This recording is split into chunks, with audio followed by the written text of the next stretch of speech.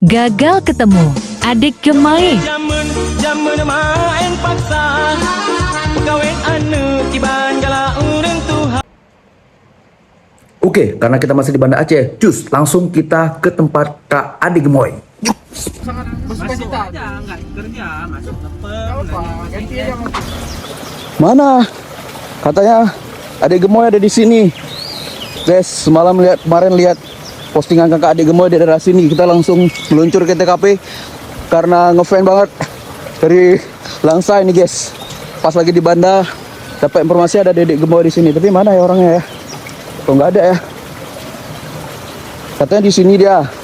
Nah, ini tempat dia gelantungan kemarin, guys. Nih lihat nih tempat dia gelantungan kemarin. Wah, ini betul nih tempatnya ini berarti. Dia di mana ya?